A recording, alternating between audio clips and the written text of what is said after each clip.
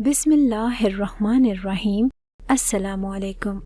मैं हज करके वापस आई थी तो कोई भी मेरे इस्तकबाल के लिए नहीं खड़ा था, बल्कि सब लोग मुझ पे हंसने के लिए खड़े थे। सब लोग कह रहे थे कि आ गई सब कुछ लुटा के, क्योंकि मैं बड़ी मुश्किल से हज पे गई थी। पुरानी सारी कश्तियां जलाकर ये सोचकर कि वापस आऊंगी तो बेसमर नहीं लौटूंगी।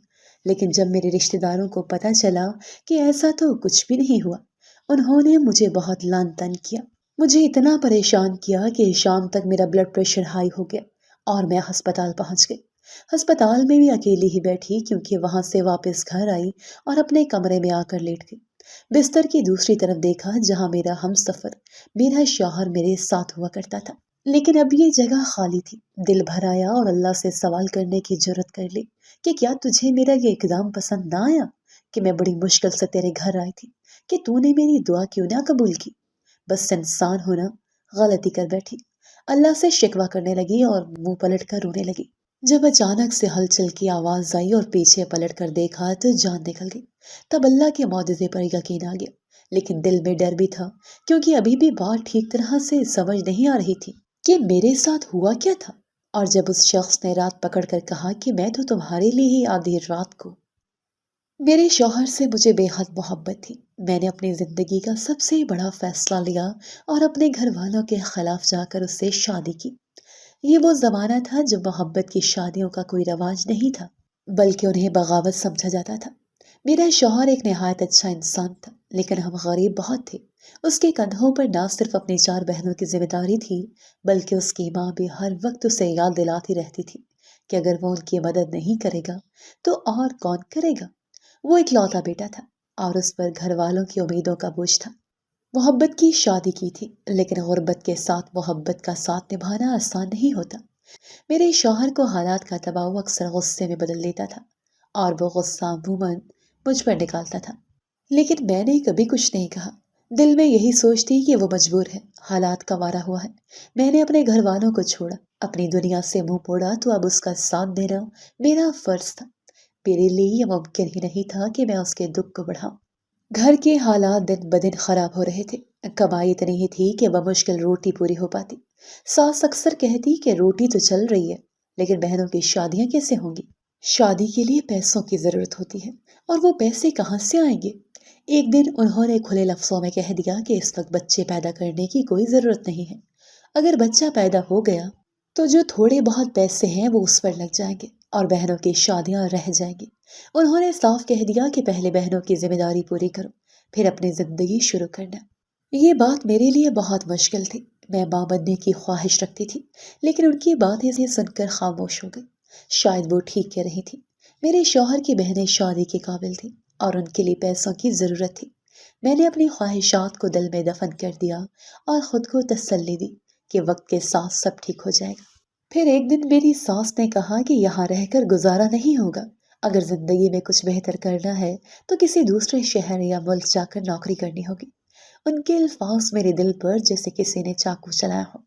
मेरे शौहर की मौजूदगी ही मेरी जिंदगी की सबसे बड़ी खुशी थी।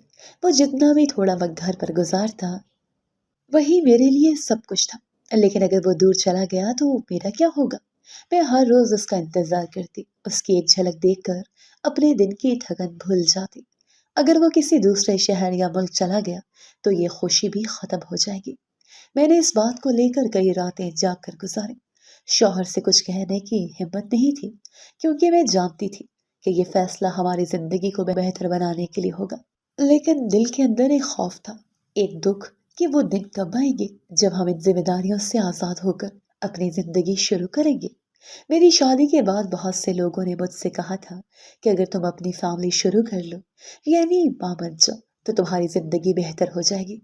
वो कहते थे कि शौहर का गुस्सा और लड़ाई झगड़े खत्म हो जाएंगे, क्योंकि जब एक औरत बच्चों की मां बन जाती है तो उसके रिश्ते में एक मजबूती आ जाती है। लेकिन मेरी सास ने शुरू ही में वाजिया कर दिया था कि बच्चों के बारे में सोचने का वक्त नहीं आया। उनका कहना था कि अगर मैंने ऐसी कोई बात की तो वो उस बच्चे को दुनिया में नहीं आने देंगी। उनके मुताबिक उस वक्त सबसे अहम चीज शौहर की बहनों की शादियां थी, और जब तक ये जिम्मेदारी पूरी ना हो अपनी औलाद के बारे में सोचना भी मना था। ये बात मेरे लिए बहुत तकलीफ दी थी। میرے دل میں ماں بننے کی خواہش تھی، لیکن حالات نے مجھے مجبور کر دیا کہ میں اپنی خواہش کو دبائے رکھوں۔ میرا شوہر بھی سب کچھ سمجھتا تھا، لیکن اس کے پاس کوئی اور راستہ نہیں تھا۔ مرد اکثر حالات کی پیچیدگیوں کو سمجھتے ہیں، لیکن کبھی ان کے خلاف کچھ کرنے کی ہمت نہیں کرتے۔ وہ مجبور تھا، اور جب دباؤ برداشت سے باہر ہو جاتا تو اپنا غصہ مجھ پر نکالتا۔ میں چپ رہتی، کیونکہ میرے دل میں اس کی محبت تھی اور میں اس کی مشکلات کو سمجھتی تھی۔ ایک دن اچانک وہ گھر کا سامان باندھ کر کہیں جانے کی تیاری کرنے لگا۔ اس نے مجھے بس اتنا کہا کہ وہ کام کے سلسلے میں دوسرے شہر جا رہا ہے اور وہاں پہنچ کر بتائے گا کہ کیا کام ہے اور کیسا ماحول ہے۔ وہ مجھ سے مل کر بھی نہیں گیا، بس فون پر اطلاع دیا اور چلا گیا۔ میں نے سوچا شاید وہ اس لیے نہیں آیا کہ اگر ملنے آتا تو اس سے جایا نہ جاتا، لیکن پھر دل نے کہا کہ یہ سب میرے دماغ کی بنائی ہوئی کہانیاں ہیں۔ حقیقت تو یہ ہے کہ اس سے میری کوئی پرواہ نہیں۔ اس وقت میرے دل میں عجیب سے جذبات تھے۔ کبھی میں سوچتی کہ اس کے جانے سے اچھا ہوا، کیونکہ وہ اپنی ذمہ داریوں کو پورا کرنے کے لیے کچھ کر رہا ہے، لیکن پھر یہ بھی سوچتی کہ اس نے مجھے چھوڑ کر جانا مناسب کیوں سمجھا۔ میں روتی یا ہنستی، اس کا جانا تو ویسے بھی ہو چکا تھا۔ جاتے ہوئے اس نے کہہ دیا تھا کہ وہ بار بار گھر نہیں آ سکے گا۔ اس کے پاس ایک چھوٹا سا فون تھا اور کبھی کبھار اپنی ماں کو فون کر کے حال بتا دیتا تھا کہ وہ ٹھیک ہے۔ گھر میں ایک ہی فون تھا اور وہ بھی ساس کے پاس ہوتا تھا۔ وہ بات کر کے کہہ دیتا کہ ماں میں ٹھیک ہوں اور فون بند کر دیتا۔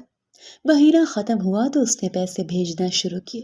جب پہلی بار پیسے آئے تو میری ساس بہت خوش ہوئی۔ انہوں نے فوراً کہا کہ اب بہنوں کی شادی کی تیاری شروع کرنی چاہیے۔ میرے شوہر نے بھی کہا کہ رشتے دیکھیں اور جتنی جلدی ممکن ہو بہنوں کی شادی کریں۔ رشتے پہلے ہی تلاش کیے جا چکے تھے، کچھ خاندان سے تھے اور کچھ باہر کے۔ یوں جلد ہی شادیاں طے ہو گئی اور شادی کی تیاریاں ہونے لگیں۔ میری نندوں کی شادیاں دھوم دھام سے ہوئیں۔ میری ساس بے حد خوش تھی، کیونکہ ان کا سب سے بڑا خواب پورا ہو رہا تھا، لیکن میری دل کی حالت کسی اور ہی کیفیت میں تھی۔ شوہر کی دوری مجھے بے حد کھل رہی تھی۔ میں اس کی محبت میں اور بھی زیادہ گم ہو چکی تھی۔ اس کے بغیر زندگی ادھوری لگنے لگی تھی۔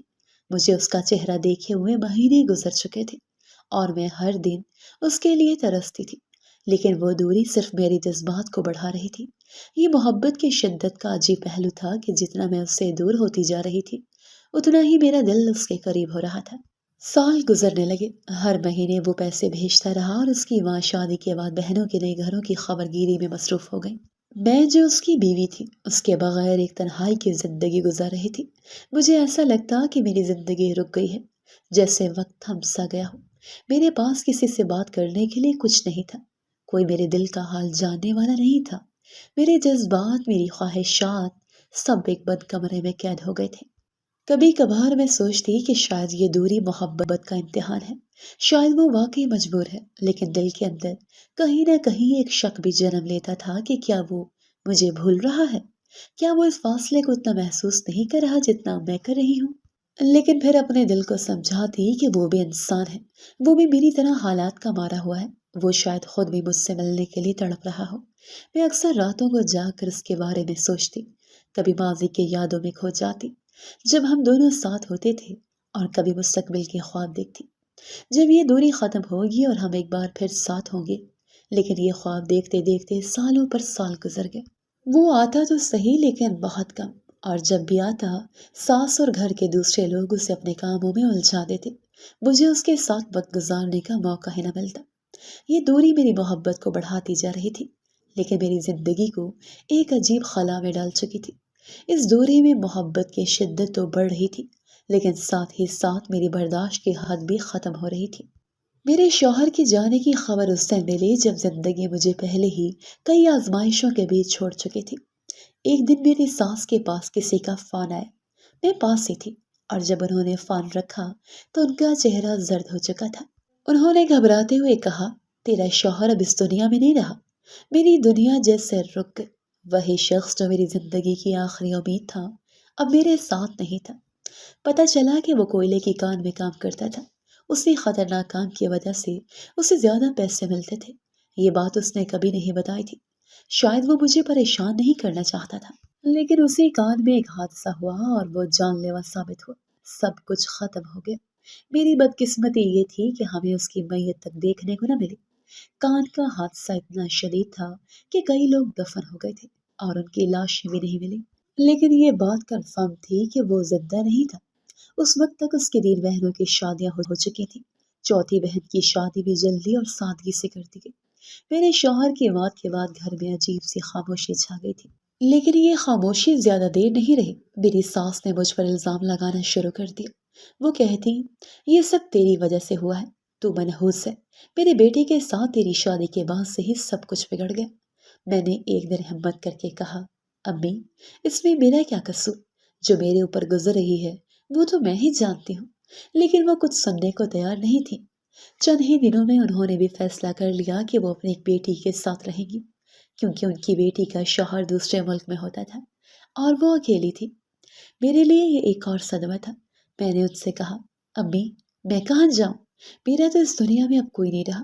میرے ماں باپ اس دنیا سے جا چکے ہیں، بھائی بھابھی اپنی زندگی میں مصروف ہیں، آپ ہی میری آخری سہارا ہیں۔ لیکن انہوں نے کہا، ہم کیا کریں؟ جب بیٹا نہیں رہا تو تیرا بوجھ ہم کیوں اٹھائیں؟ اور یوں وہ مجھے اسی گھر میں چھوڑ کر چلی گئی۔ یہ گھر ویسے بھی کرائے کا تھا اور اب یہاں بہت کم سامان بچا تھا۔ میرے شوہر کے بعد جو بھی چیز قیمتی تھی وہ میری ساس اپنے ساتھ لے گئی۔ میرے پاس بس کچھ بنیادی چیزیں اور میری یادیں رہ گئی۔ میں اس وقت شدید صدمے میں تھی۔ زندگی نے میرے ساتھ جو کھیل کھیلا تھا وہ میری برداشت سے باہر تھا۔ ایک پل کو تو یہ خیال آیا کہ سب کچھ ختم کر دوں، لیکن پھر سوچا کہ اللہ نے جو زندگی دی ہے اس کو ختم کرنا میرا اختیار نہیں۔ میں نے ہمت کی اور اللہ کا نام لے کر اپنی زندگی کو نئے سرے سے شروع کرنے کا فیصلہ کیا۔ میرے پاس ایک ہنر تھا، کپڑے سینے کا۔ میں نے اس ہنر کو اپنی طاقت بنایا۔ شروع میں کچھ پرانے کپڑے سی کر بیچنے کی کوشش کی۔ آہستہ آہستہ محلے کی عورتوں کو پتہ چلا کہ میں کپڑے سینا جانتی ہوں۔ وہ اپنی سلائی کے کام لے کر میرے پاس آنے لگی۔ میں نے اپنے گھر کو سیٹ کیا، جو سامان بچا تھا اسے ترتیب سے لگایا اور اپنے چھوٹے سے کمرے کو ایک سلائی سینٹر میں تبدیل کر دیا۔ شروع میں دن بہت مشکل تھے، کبھی کام ملتا کبھی نہیں، لیکن میں نے ہار نہیں مانی۔ دن کے وقت محلے کی لڑکیاں آتی اور ان کے ساتھ وقت گزار کر مجھے تھوڑا سکون ملتا۔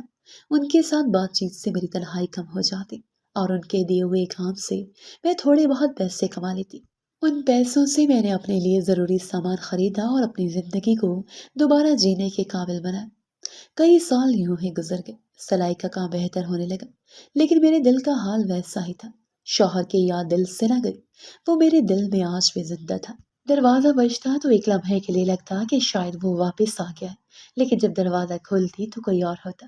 یہ معمول ہر روز میرا دل توڑتا، لیکن میں اسے سہتی رہی۔ ایک دن میں نے سنا کہ اگر کوئی خانہ کعبہ جائے اور وہاں پہلی نظر میں دعا مانگے تو وہ دعا ضرور قبول ہوتی ہے۔ میرے دل میں ایک امید جاگی۔ میں نے سوچا کہ میں بھی اللہ کے گھر جاؤں گی اور اپنی سب سے بڑی دعا وہاں مانگوں گی۔ میرے دل کا سب سے بڑا ارمان تھا کہ میں اپنے شوہر کے بغیر زندگی کا یہ بوجھ نہ اٹھاؤں، لیکن حج پر جانا آسان نہیں تھا۔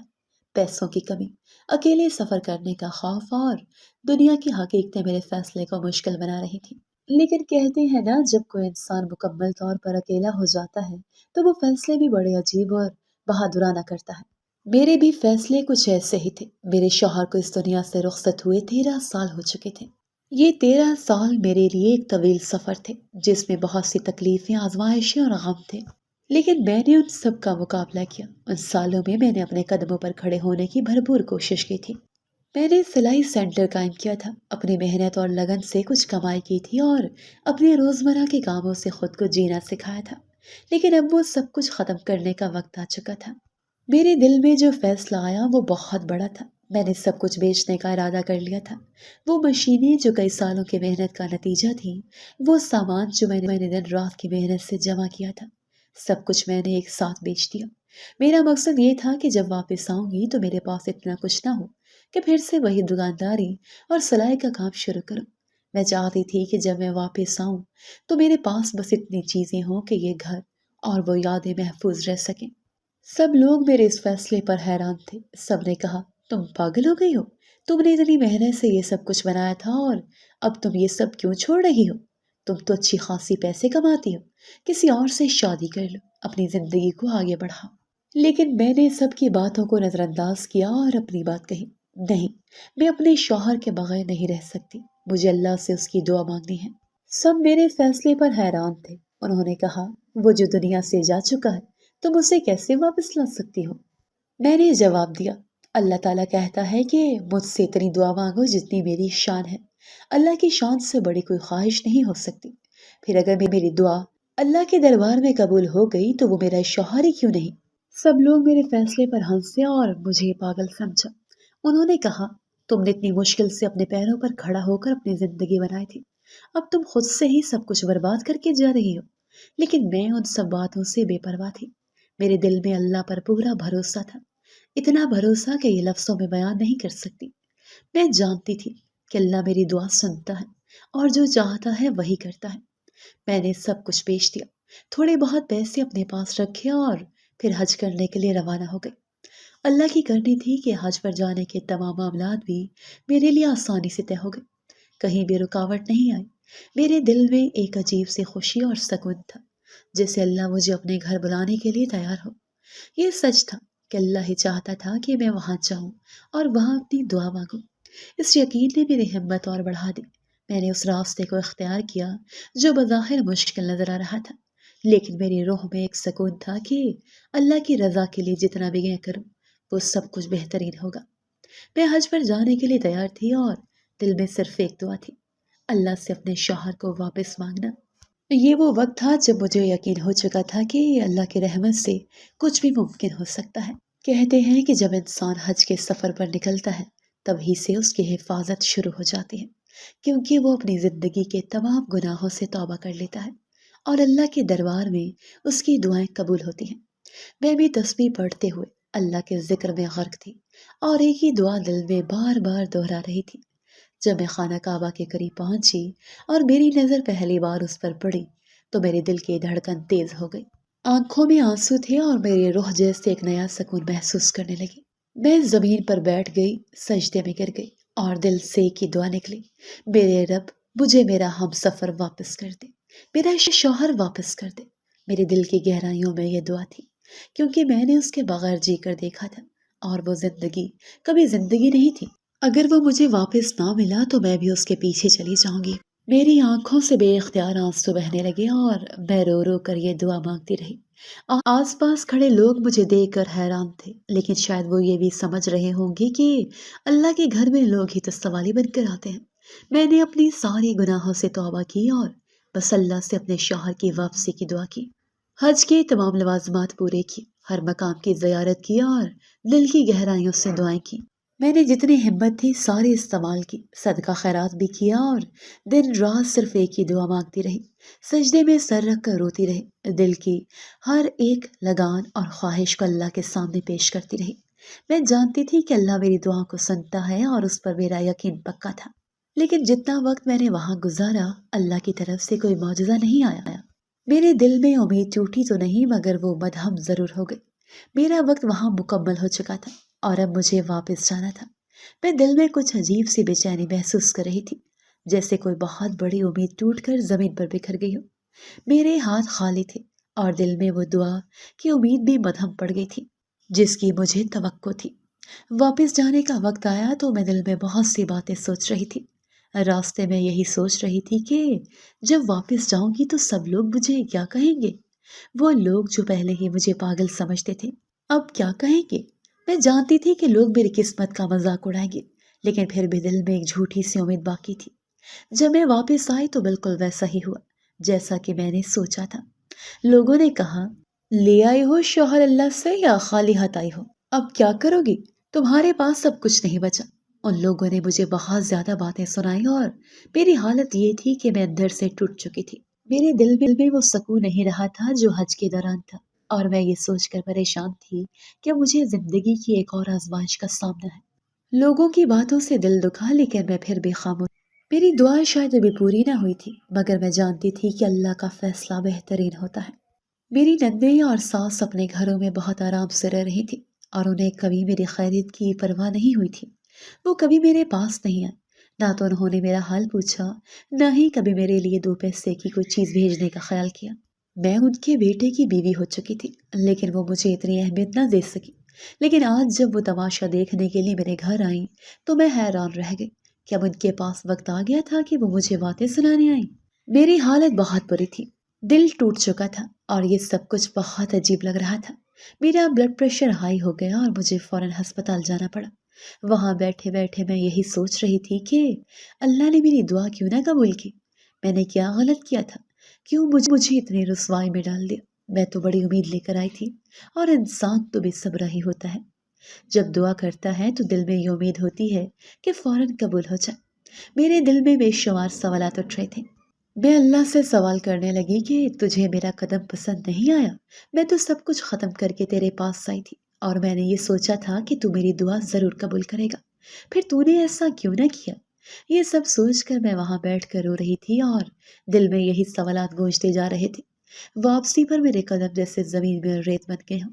میں بے جان ہو کر گھر واپس آئی اور بس بستر پر جا کر لیٹ گئی۔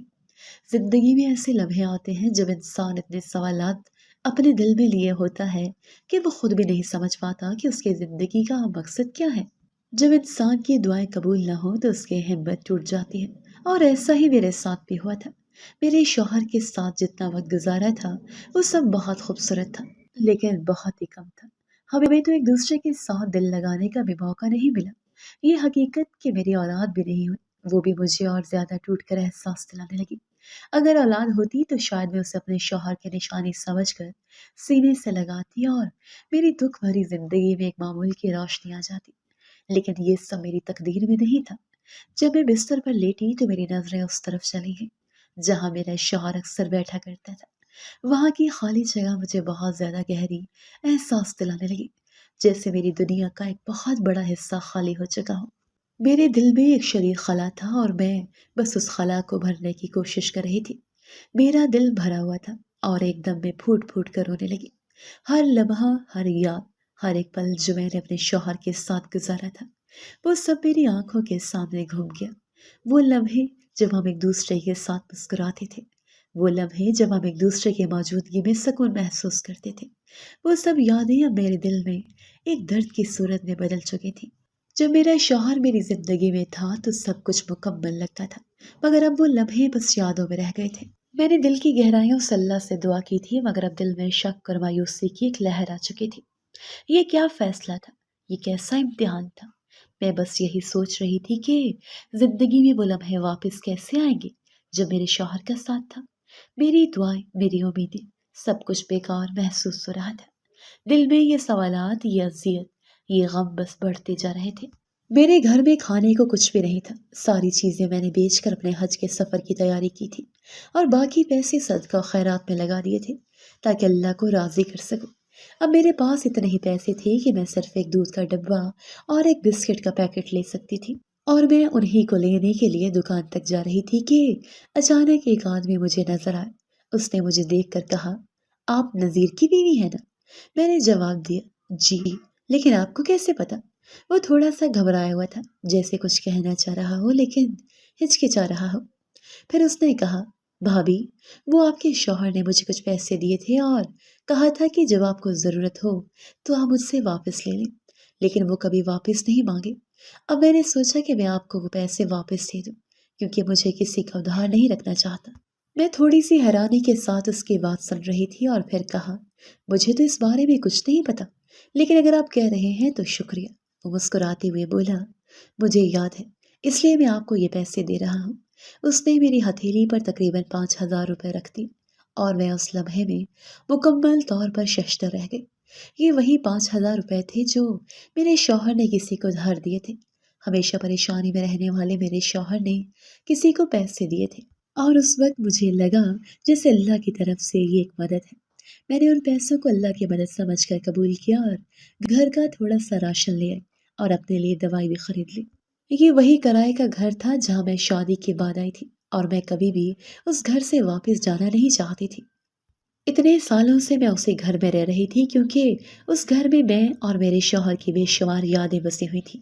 وہ جگہ میرے لیے بہت خاص تھی، مگر آج جب میں دکان سے واپس آئی تو مجھے ایسا محسوس ہوا کہ جیسے میں اکیلی نہیں ہوں، جیسے کوئی اور بھی میرے ساتھ ہے۔ میں نے فوراً یہ سوچا کہ شاید یہ میرا وہم ہے، اور پھر خود کو تسلی دینے کی کوشش کی۔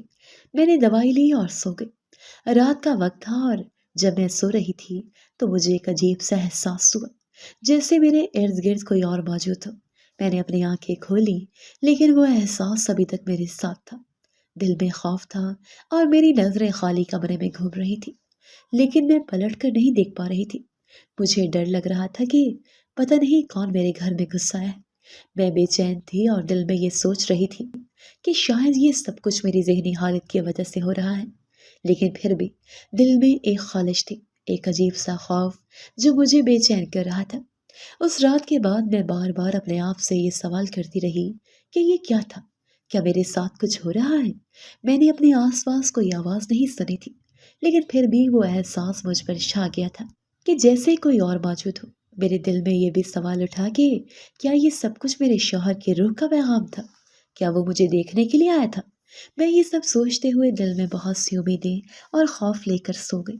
اس رات کے بعد میرے دل میں ایک عجیب سا خوف اور اضطراب تھا۔ میں جب بھی گھر میں اکیلی ہوتی وہی احساس واپس آتا کہ جیسے میں اکیلی نہیں ہوں۔ یہ خیال بار بار میرے ذہن میں آتا اور مجھے ایسا لگتا کہ شاید کچھ غیر مرئی طاقت میرے ساتھ ہے۔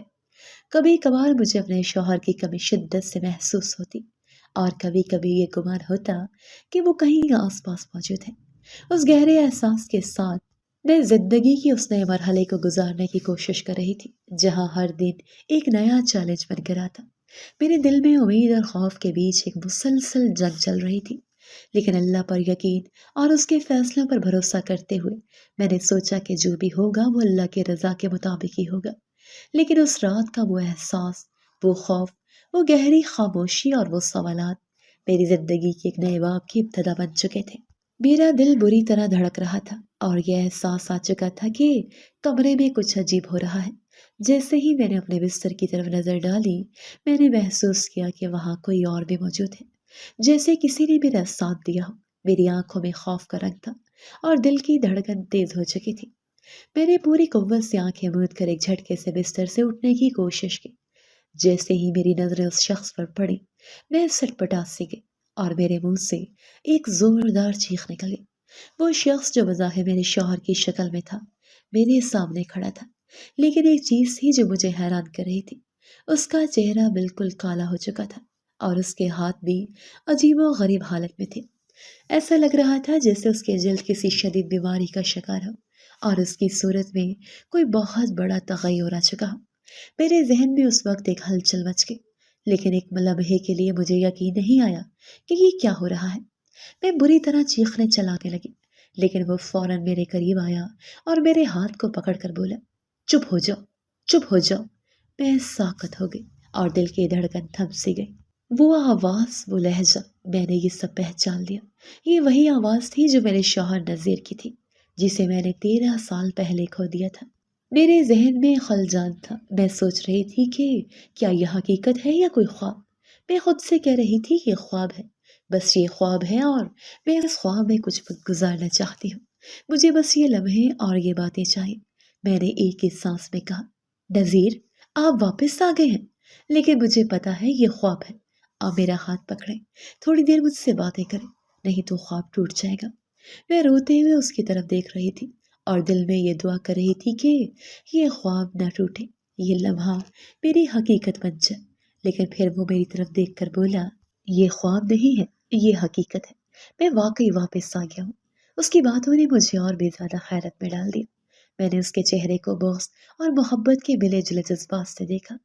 وہ شخص جسے میں نے اتنے سالوں تک یاد کیا تھا، وہی شخص آج میرے سامنے کھڑا تھا، لیکن اتنا تبدیل ہو چکا تھا کہ میں اس کا چہرہ پہچاننے میں بھی پریشان ہو گئی تھی۔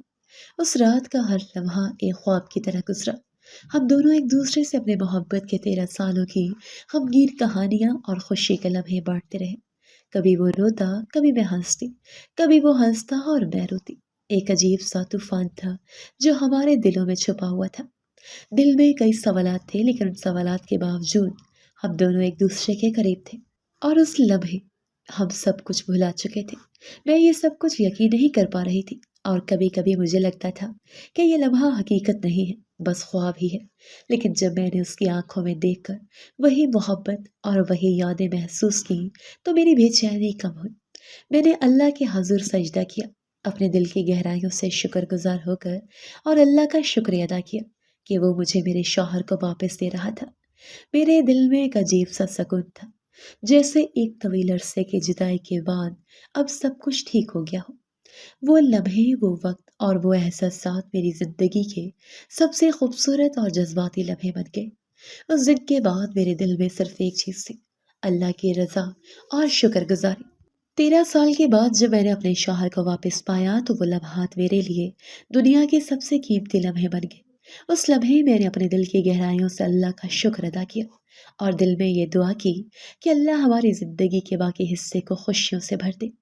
وہ رات ہمارے لیے جتنی خاص تھی اتنی ہی جذباتی بھی تھی، جیسے یہ خواب حقیقت بن کر سامنے آیا ہو۔ اس لمحے میں نے یہ سیکھا کہ اللہ کی حکمت ہمیشہ ہمارے مفاد میں ہوتی ہے اور کبھی کبھی ہمیں صبر کا دامن تھام کر اس کی رضا کے سامنے سر جھکانا پڑتا ہے۔ میرے دل کی دھڑکن تیز ہو گئی تھی اور میری آنکھوں میں آنسو تھے، جیسے میں ایک خواب کی حقیقت میں بدلتی ہوئی صورت دیکھ رہی تھی۔ وہ لمحہ ایسا تھا کہ میں سمجھ نہیں پا رہی تھی کہ کیا ہو رہا ہے، اور اس کی باتوں نے میرے ذہن کی تمام گتھیاں کھول دی۔ نذیر، وہ شخص جسے میں نے مر چکا سمجھا تھا، آج میرے سامنے کھڑا تھا، لیکن یہ حقیقت بہت عجیب تھی اور میں نے بے چین ہو کر اسے سوال کیا، آپ کہاں چلے گئے تھے؟ اتنے سال کہاں رہے اور آپ نے اتنی تکلیف کیوں کاٹی؟ اس نے میرے سوالات کا جواب دیا اور اس کے الفاظ نے میری دنیا بدل کر رکھ دی۔ وہ بتانے لگا، میں کوئلے کی کان میں کام کرتا تھا۔ ایک دن مجھے پتا ہی نہیں چلا کہ کیا ہو رہا ہے اور اچانک بہت سارے پتھر مجھ پر گر گئے۔ میں اس کوئلے کی کان میں ایک ایسے حصے میں پھنس گیا تھا جہاں سے باہر نکلنا ممکن نہیں تھا۔ سانس تو آ رہا تھا لیکن میں باہر نہیں نکل سکتا تھا۔ 3 یا 4 دن تک ایسا ہی ہوتا رہا۔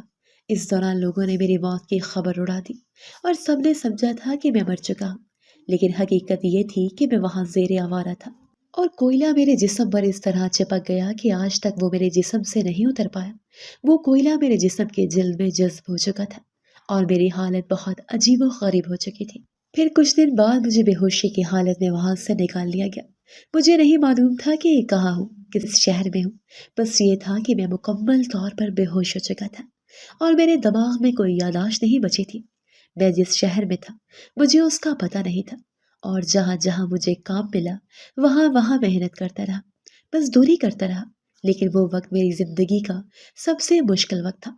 مجھے کچھ یاد نہیں آتا تھا سوائے تمہارا خیال مجھے ہمیشہ ساتھ رہتا تھا اور تمہاری یادیں ہمیشہ میری یادوں کا حصہ رہی تھی۔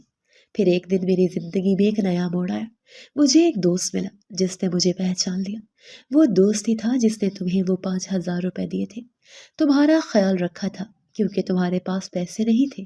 وہ میرا دوست تھا اور اس نے میری حالت دیکھ کر کہا، اب تمہیں ملنا چاہیے، لیکن میں تمہیں اس حال میں نہیں دیکھنا چاہتا تھا۔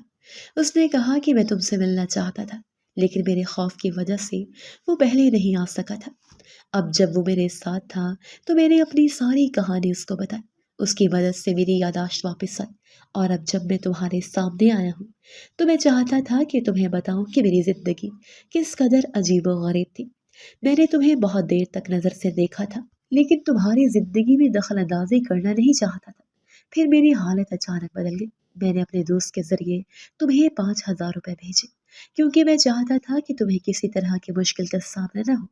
اب میں تمہارے ساتھ ہوں اور تمہاری زندگی کے تمام پہلوؤں کا حصہ بننا چاہتا ہوں۔ میں تمہارے بارے میں سب کچھ جاننا چاہتا تھا اور میرے دل میں تمہاری عزت اور محبت تھی۔ اس کے بعد میں نے سچ میں اپنی زندگی کے بارے میں فیصلے کیے۔ جب میرے شوہر نے یہ سب کچھ بتایا تو مجھے ایسا لگا جیسے میں کسی معجزے کا سامنا کر رہی ہوں۔ میری دعائیں جو میں روزانہ مانگتی تھی وہ اس وقت اللہ کی مرضی سے پوری ہو گئی تھی۔ میرے شوہر کی زندگی کو دوبارہ لوٹ آیا تھا اور اللہ نے مجھے وہ جواب دیا تھا جس کا میں نے اتنے سالوں تک انتظار کیا تھا۔ میں اس وقت سجدے میں گر گئی اور دل کی گہرائیوں سے اللہ کا شکر ادا کیا کہ میری دعائیں قبول ہوئی تھی۔ میں نے بار بار سجدہ کیا اور اپنے دل کی ہر دکھ اور تکلیف کو اللہ کے سامنے رکھ دیا۔ یہ لمحے میرے لیے ایسے تھے جیسے اللہ کی بے پایا رحمت اور عنایت کا ظہور ہو۔ میرے شوہر کی کہانی سن کر میری آنکھوں میں آنسو تھے اور دل میں بے شمار خیالات آ رہے تھے۔ میری دعائیں جو میں نے اللہ کے گھر میں کی تھی آج حقیقت بن چکی تھی۔ مجھے اب یقین ہو گیا تھا کہ اللہ کے رضا اور حکم سے کچھ بھی ممکن ہے۔ مجھے اپنے شوہر کا ملنا، وہ دوبارہ زندگی میں آنا، یہ سب کچھ اللہ کی مہربانی سے ہی ہو رہا تھا۔ میں پھر سجدے میں گر کر اللہ کا شکر ادا کرتی رہی، کیونکہ مجھے وہ سب کچھ مل گیا تھا جس کی میں نے اتنی مدت تک دعا کی تھی۔ میرے شوہر نے جب کہا کہ اس کے ہاتھ اور منہ پر جو کالا نشان تھا وہ بھی صاف ہو جائے گا تو میں نے دل سے شکر ادا کیا، لیکن میں نے اس سے یہ بھی کہا کہ چاہے وہ نشان نہ بھی صاف ہو پھر بھی میں اسے اپنے دل سے قبول کرتی ہوں، کیونکہ میری زندگی کا حصہ ہے، وہ میرے شوہر ہیں اور میں ان کے لیے ہی موجود تھی۔ اس کے جواب میں میرے شوہر نے کہا، مجھے تم پہ فخر ہے اور تمہاری محبت، تمہاری وفاداری، وہ سب کچھ جو تم نے میرے لیے کیا وہ نصیب والوں کو ہی ملتا ہے۔ ہم دونوں کی زندگی میں ایک نیا آغاز آ چکا تھا۔ وہ دن جب میرے شوہر نے مجھے یہ بتایا کہ اس نے بہت سارا پیسہ جمع کیا ہے اور اب اس کے پاس خرچ کرنے کے لیے پیسہ بھی تھا، وہ دن میری زندگی کے سب سے خوبصورت دنوں میں سے ایک تھا۔ اس نے اپنے کام کی محنت سے پیسہ کمایا اور اپنے گھر کے لیے اس سے زیادہ کچھ بھی نہیں چاہا۔ اس نے اپنے اور میرے لیے گھر کا سامان پورا کیا، گھر کو ٹھیک کروایا، 6 مہینے کا کرایہ ایڈوانس دیا اور گھر میں راشن بھر دیا۔ اس کے علاوہ اس نے مجھے کپڑے بھی لے کر دیے اور وہ خوشی جس کا میں نے کئی سالوں تک انتظار کیا تھا آج میرے سامنے تھی۔ جب میری ساس اور نندو تک اس کی واپسی کی خبر پہنچی تو وہ بھی چکر لگانے آئے، لیکن یہ ان کے لیے ایک حیرانی کا سبب بن گیا، کیونکہ وہ اب میرے شوہر کے سامنے اپنی طاقت اور حق جتانے کی کوشش کرنے لگی۔ میرے شوہر نے ان سے بھی سلام دعا کی اور کہا، آپ کیسے ہیں؟ مجھے تو سب کی یاد آئی، لیکن پھر ایک لمحے کے لیے اس نے انہیں احساس دلایا کہ وہ اب ان کے لیے وہی نہیں ہے جو پہلے تھے۔ اس نے انہیں بتا دیا کہ ان کی محبت اور حمایت سے وہ خود کو بے سہارا محسوس کر چکی تھی، اور اب جب وقت آیا ہے تو اس کا دل اور زندگی بدل چکی ہے۔ وہ سب اپنا منہ لے کر واپس چلے گئے۔ میرے شوہر نے فون پر ان کو صاف لفظوں میں کہہ دیا کہ دوبارہ اس کے گھر آنے کی ضرورت نہیں ہے۔ وہ اس وقت تک ان سے کسی بھی قسم کی کوئی توقع نہیں رکھتا تھا اور اس کا دل ان کے لیے وہی محبت نہیں رکھتا تھا جیسی پہلے تھی۔ اس نے صاف کہہ دیا کہ وہ میری زندگی میں واپس آیا ہے اور اس کے لیے یہ سب کچھ اہم ہے۔ اب میں اور میرا شوہر ایک ساتھ خوشخور و خرم زندگی گزار رہے ہیں۔ ہمارے پاس جو کچھ تھا وہ ہم نے ایک دوسرے کے ساتھ مل کر حاصل کیا تھا۔ میرے لیے یہ سب کچھ ایک معجزہ تھا، کیونکہ میں نے اپنے رب سے جو کچھ مانگا تھا وہ سب مجھے دیا گیا تھا۔ میرا اللہ جو غفور الرحیم ہے، اس نے مجھے وہ سب کچھ دیا جس کا میں نے دل سے یقین کیا تھا۔ اس نے میری دعاؤں کا جواب دیا تھا اور میں اس کے رضا پر پورا بھروسہ رکھتی ہوں۔ اللہ کی معرفت، اس کی رحمت، اس کی سخاوت نے میری زندگی کو ایک نیا رخ دیا تھا۔ اس نے مجھے اور میرے شوہر کو ایک نئی زندگی دی، اور مجھے یہ بات یقیناً سچ لگتی تھی کہ اگر اللہ کی رضا ہو تو انسان کی تقدیر بدل جاتی ہے۔ میرے دل میں ایک سکون تھا اور میں نے اللہ کا شکر ادا کیا کہ اس نے میری دعاؤں کا جواب دیا اور مجھے وہ سب کچھ دیا جو میں نے اپنی زندگی میں کبھی سوچا بھی نہیں تھا۔ اب ہمارے گھر میں کوئی کمی نہیں تھی اور میں خوش تھی کہ میں اپنے شوہر کے ساتھ ایک نئی زندگی گزار رہی تھی، ایک ایسی زندگی جو محبت، سکون اور ایمان سے بھری ہوئی تھی۔ میری شادی اس وقت ہوئی جب میں ابھی اپنی زندگی کے خوابوں کو سمجھنے کے قابل بھی نہیں تھی۔ کم عمری کی شادی میں جو جذبات اور احساسات ہوتے ہیں وہ شاید میرے دل میں ہمیشہ کے لیے چھپ گئے تھے۔ میں نے اپنی شادی کے ابتدائی سال ایسے گزارے جیسے ایک نئی دنیا میں قدم رکھا ہو۔ وقت گزرتا گیا اور آج ہماری شادی کو 15 سال ہو چکے ہیں۔ ان 15 سالوں میں جو مشکلات آئیں ان کا اندازہ صرف وہی لگا سکتا ہے جو خود ان حالات سے گزرا ہو۔ میرے اور میرے شوہر کے درمیان محبت ہمیشہ سے مضبوط تھی، لیکن زندگی میں ایک کمی تھی، اولاد کی نعمت۔ جب شادی کو 5 سال ہو گئے اور ہماری گود خالی رہی تو لوگوں کی باتوں کا نہ ختم ہونے والا سلسلہ شروع ہو گیا۔ کبھی کوئی ہمدردی کے انداز میں مشورے دیتا تو کبھی کوئی تانے مارتا۔ خاندان والوں نے الگ الگ سوالات اٹھانے شروع کر دیے۔ کچھ نے میرے شوہر کو دوسری شادی کا مشورہ دیا اور کچھ نے میرے صبر کو آزماتے ہوئے یہ کہہ دیا کہ شاید اللہ نے مجھے اس قابل ہی نہیں سمجھا۔ یہ سننا آسان نہیں تھا، لیکن میرے شوہر نے ہمیشہ میرا ساتھ دیا۔ اس نے مجھے تسلی دی، کہا کہ اولاد اللہ کی دین ہے اور جب وہ چاہے گا دے گا۔ ہم نے ہر طرح کی کوشش کی، علاج کروایا، ڈاکٹروں کے چکر کاٹے، لیکن نتیجہ وہی رہا۔ ان تمام سالوں میں ہر دن ہمارے لیے ایک نیا امتحان ہوتا تھا۔ پھر آہستہ آہستہ ہم نے خود کو اللہ کی رضا پر چھوڑ دیا، صبر اور دعا کو اپنا سہارا بنایا۔ انسانوں نے ہمیں یہ سکھا دیا کہ زندگی کی اصل معنی کیا ہے۔ اولاد ایک بڑی نعمت ہے، لیکن یہ دنیا کے ہر رشتے اور ہر احساس کا واحد ذریعہ نہیں ہے۔ ہم نے یہ سوچنا شروع کر دیا کہ ہمیں اپنی زندگی کو ایک مقصد دینا ہے۔ ہم نے ایک دوسرے کا ساتھ دیتے ہوئے خوشیوں کے نئے معنی تلاش کیے۔ لوگوں کی باتیں اب بھی آتی تھیں، لیکن ہم نے ان باتوں کو نظر انداز کرنا سیکھ لیا تھا۔ ہم نے یہ سمجھ لیا کہ اللہ کی مرضی کے بغیر کچھ بھی نہیں ہوتا، اور جب اس کا وقت آئے گا تو وہ ضرور ہمیں نوازے گا۔ اب ہم اپنی زندگی کو جینے کے لیے بیٹھے ہیں، اپنے رشتے کو مضبوط سے مضبوط تر بنانے کے لیے۔ زندگی کے سفر میں ہمیں یہ سبق ملا کہ اللہ کے یہاں دیر ہو سکتی ہے لیکن اندھیر کبھی بھی نہیں ہوتا۔ اپنی کہانی میں یہ پیغام دینا چاہتی ہوں کہ اگر زندگی میں مشکلات آئیں تو ہمت نہ ہاریں۔ صبر، دعا اور اللہ پر بھروسہ ہمیشہ آپ کی زندگی کو آسان بناتا ہے۔ اللہ کی ہر آزمائش کے پیچھے ایک حکمت ہوتی ہے، اور اس کی رحمت ہمیشہ آپ کا انتظار کرتی ہے۔ ہمیں صرف صبر کے ساتھ اس وقت کا انتظار کرنا ہوتا ہے۔ اگر آپ کو ہماری یہ کہانی اچھی لگی ہے تو ہماری کہانی کو لائک کیجیے، اور اس طرح کی مزید کہانیاں سننے کے لیے ہمارے چینل کو سبسکرائب کیجیے۔ کہانی سننے کا شکریہ۔ آپ سے ملاقات ہوگی اگلی ویڈیو میں، تب تک کے لیے اللہ حافظ۔